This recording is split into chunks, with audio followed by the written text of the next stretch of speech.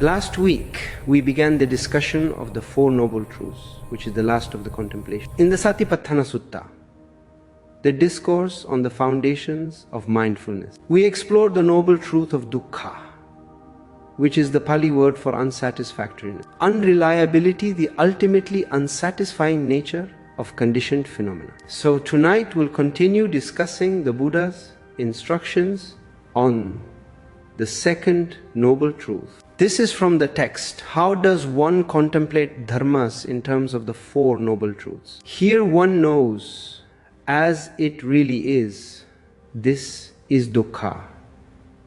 One knows as it really is, this is the origin of dukkha. Now this is the noble truth of the origin of dukkha. It is this craving which leads to renewed existence, accompanied by delight and lust, seeking delight here and there. That is craving for sensual pleasures, craving for existence, craving for non-existence. So that description of the origin of dukkha comes from the very first discourse the Buddha gave after his enlightenment. So what is the origin of dukkha? Craving. Craving for sense pleasures, for existence, for non-existence. It's really this powerful force of craving in the mind that keeps the whole wheel of samsara going, this whole wheel of conditioned phenomena. What drives it is the force of craving. The Buddha said, monks, I do not envision even one other fettered by which being, go wandering and transmigrating for a long, long time, like the fetter of craving. So this is a powerful seminal force in our lives and in the world. So what is craving? And how do we actually experience it, both in our lives and in our practice? Craving is the translation of the Pali word tanha. Tanha means thirst, or sometimes it's described as the fever of unsatisfied longing. And in English, we have that expression, thirsting for something even when it's very elemental. Thirsting for water, or thirsting for food, or thirsting for something to happen. And just that word gives a sense of the compelling force, the compelling power of craving. It's this quality of thirsting, and it's just the opposite of peace. It's the opposite of the coolness of peace.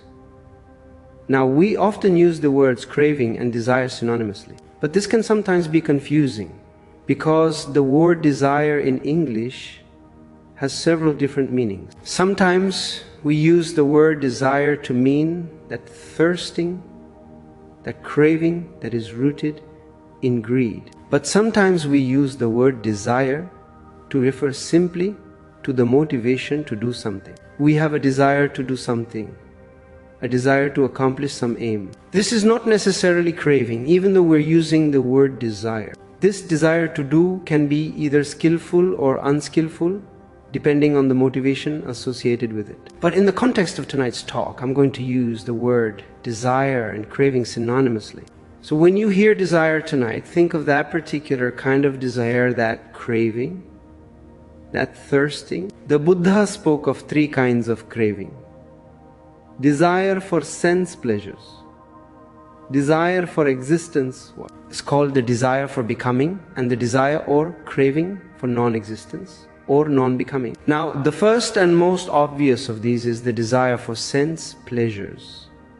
It's what we're most familiar with. This is desire for sights and sounds, smells and tastes, pleasant bodily sensations, desire for those sense. Objects that pleasant, that are agreeable, that are desirable, the ones that we wish to happen. We might also include in this desire for pleasant mind states, if we think of the mind as the sixth sense. So all of this craving for sense pleasure, desire for pleasing objects, this is just our usual engagement with life. It doesn't seem particularly special or even noteworthy. Enjoying and wanting what is pleasurable. Avoiding as best we can what is disagreeable. Left to our own devices, we would probably just go along in this cycle. It seems so ordinary, but the Buddha right here begins a very revealing analysis of this situation. He didn't condemn sense pleasures as being sinful. That's not part of the teaching. Rather, in his quest for enlightenment, he used an introspective almost scientific method, which led him to ask some very basic questions about his experience. The first question he asked was, what is the gratification in the world? So he just looked. He looked at his experience, he looked at the world and asked the question, what is the gratification in the world? And as a young prince, he himself had thoroughly enjoyed all the various strands of sense pleasures. They were not foreign to him. And then, as recounted in the discourses, the thought came to him, whatever pleasure and joy there is in the world, this is the gratification in the world. If there were no pleasure and joy in the world, beings would not become enamored with it. So it's precisely because there is a gratification, there is a joy, there is a pleasure, that we become enamored with the world, that we desire and crave these sense pleasures. So rather than simply listening to the Buddha's words here and letting them pass through, I think it's helpful to follow his lead and really ask ourselves the same question. We don't just consider it in a superficial way. What is the gratification that we find in our lives? What is the gratification in our world? What sense experiences are we enamored by? We should look carefully at this. This is a question that led to the Buddha's awakening, and maybe it could lead to our own. When we look what is the gratification in our lives, we see that the joys, pleasures and cravings come in a wide range of intensities and frequencies. On one end, there might be obsessive cravings, those desires that really obsess us in our lives. There might be addictive cravings for food, for sex, for alcohol, for drugs, for success, for power, for wealth. There might be cravings for possessions, for fame, for comfort, even craving for love. Now these can all become obsessive. And when we look at the world's literature, a lot of it is about just these passions in people's lives. In so many ways, our culture fosters and values this kind of craving. How many email spams have you gotten where the tagline is increase your desire? As if somehow this is a good idea, something we should aim for. I saw one magazine ad that really captured at least American culture. It said, instant gratification just got faster. Shopvogue.com. So this is the message that we grow up with. We may have many of the same kinds of desires, but perhaps not on an obsessive level. We don't feel addicted by them, but still they're the driving force behind many of the choices we make in our lives. So it's worth looking, what are the cravings? What are the pleasures that drive our choices? What moves us to act? We really need to wake up to this so we become conscious of it rather than simply be carried along on the very powerful habitual energy of these desires and cravings. It's a powerful force in the mind. It drives our lives. So we want to begin to look and see, okay, how is it unfolding? We can also watch craving just as a passing thought of wanting in the mind. Not some big obsessive thing. No. Even a strong, major desire in our lives, but just a passing thought, a passing want, a passing desire. And it's very interesting to watch how deeply rooted and persistent even these little desires can be. On retreat, it comes up a lot. I've had many experiences on retreat or off where I'll have the thought, oh, cup of tea. And then I'll watch the thought coming, I don't need it, cup of tea. No, let it go. And I feel proud of myself in the moment for actually renouncing the desire. Oh, cup of tea. Let it go. Oh, cup of tea. Let it go. More often than not. Note it, note it, note it, get it. It's like the desire is just there, waiting for the slightest bit of opening, and we act.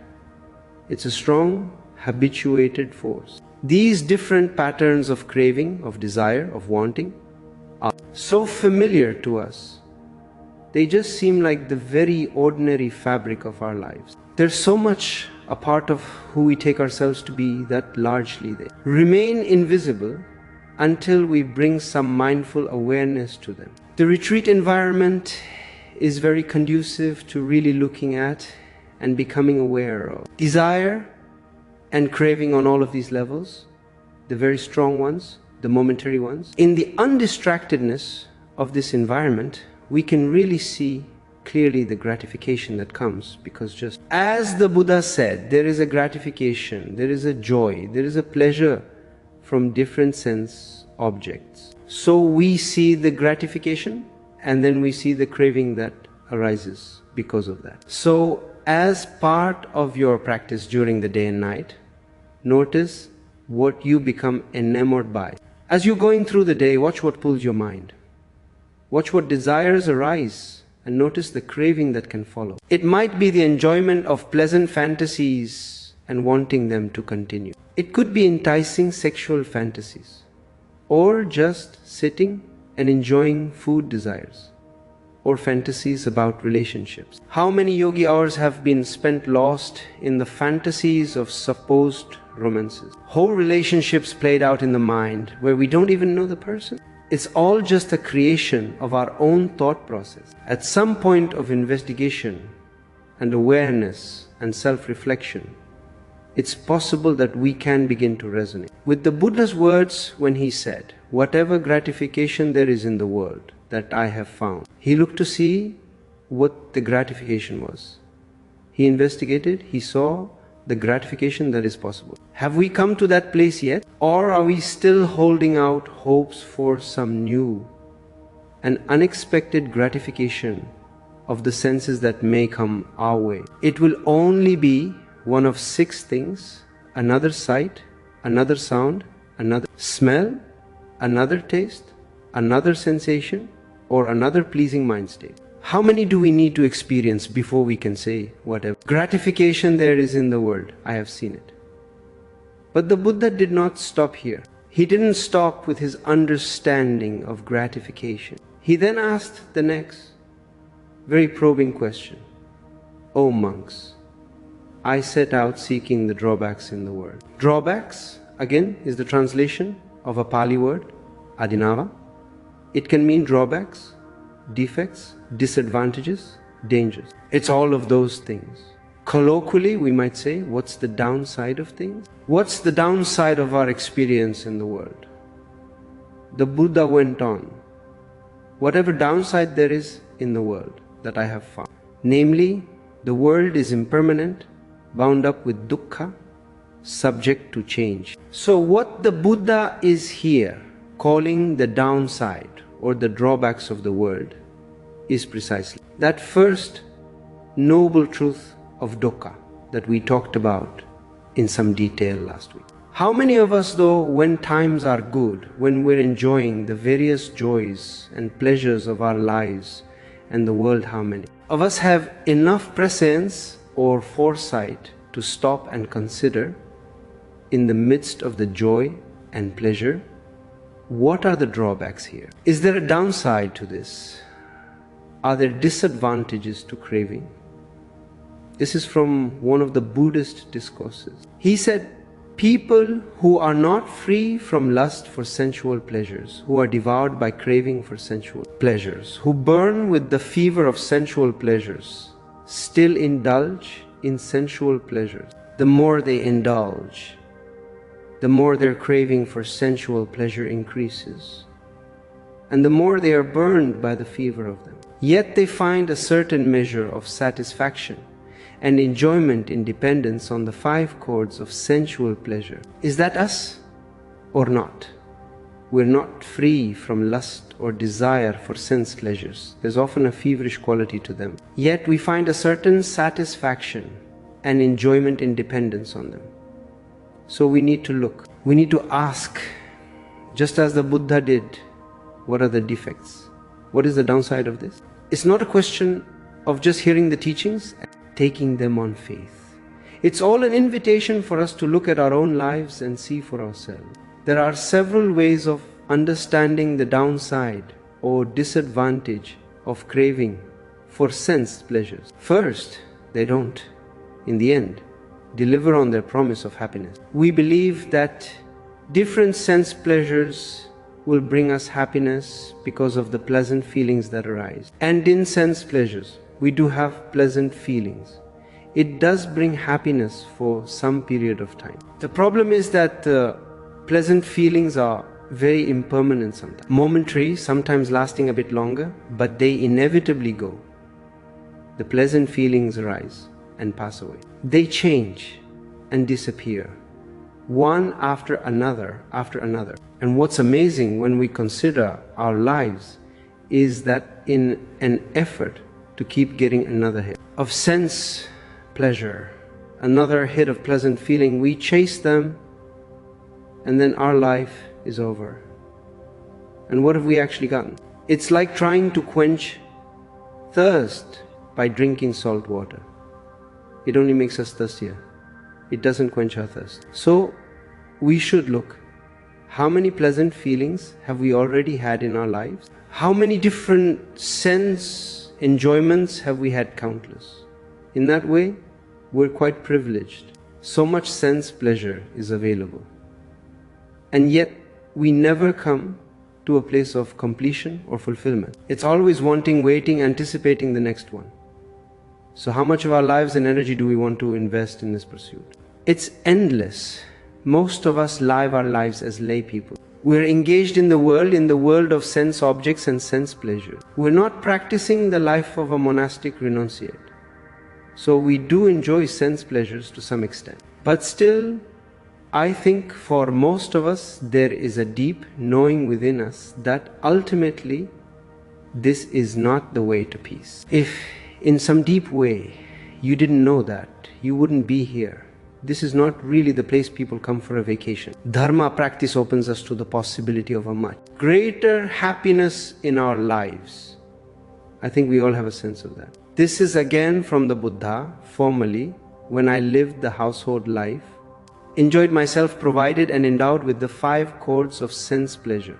On a later occasion, having understood as they really are the gratification, the defects, disadvantages, and the release in the case of sense pleasures, I abandoned craving for them. I removed the fever of them and dwelt without thirst, with a mind inwardly at peace. There is a delight apart from sense pleasures, apart from unwholesome states, which surpasses even divine bliss. Since I take delight in that, I do not envy what is inferior, nor do I delight. That's kind of a beacon for us, a happiness much greater than our usual mode. So the first drawback of relying on sense pleasures for happiness is that it doesn't accomplish our aim. It doesn't do what we hope it will do. The second danger is that when craving becomes a strong and powerful force in the mind, it can lead us to many unwholesome actions, creating more unwholesome karma. We know how many crimes of passion fill the newspapers, craving leading to unwholesome action. The Buddha laid out 9 things rooted in craving. I want to read them, and if I do, see which ones feel relevant to your own life. Some will, some won't, but they're all rooted in craving. Monks, I shall teach you 9 things rooted in craving. Listen and attend carefully. Because of craving, there is pursuit. Because of pursuit, there is acquisition. Because of acquisition, there is decision. Because of decision, there is desire and lust. Because of desire and lust, there is selfish tenacity. Because of selfish tenacity, there is possessiveness. Because of possessiveness, there is avarice. Because of avarice, there is concern for protection. And for the sake of protection, there is the seizing of weapons and various evil unwholesome things such as quarrel, strife, dissension, offensive talk, slander, and lies. These are the 9 things rooted in craving. I find it interesting to look at this not only on the personal level, but also on the national level. How many of these, including the taking up of weapons for the sake of protection, are present in international discourse, rooted in craving? And then we can look in our own lives. When we're feeling uneasy in a relationship, feeling frustration, possessiveness, strife, dissension, let that be a mindfulness bell. Look to see, what is the craving underneath this? What am I thirsting for that's leading to this result? So craving doesn't accomplish its aim. It leads to unwholesome action. And we can also see its disadvantages in the way we undertake meditation practice. Have you noticed times of expectation in the mind, wanting some pleasurable experience to arise, or wanting a pleasant experience to remain? The danger here is that expectation always brings agitation. Wanting, craving, expectation always creates suffering. What makes this kind of craving particularly seductive is that it often comes disguised as aspiration. We think we're having a noble dharma aspiration, but when we look more carefully, it's not aspiration at all, it's just wanting. These two states are very different. Aspiration, the aspiration for awakening, the aspiration to arouse compassion always inspires us. Expectation, craving, locks us into cycles of hope and fear. Hope that what we want will happen, fear that it won't. When we have the courage to investigate the drawbacks of the world, even in the midst of gratification, it can lead to a wiser relationship with the world. The Buddha said if there were no drawbacks in the world, beings would not become disenchanted with the world. But because there are drawbacks, beings become disenchanted.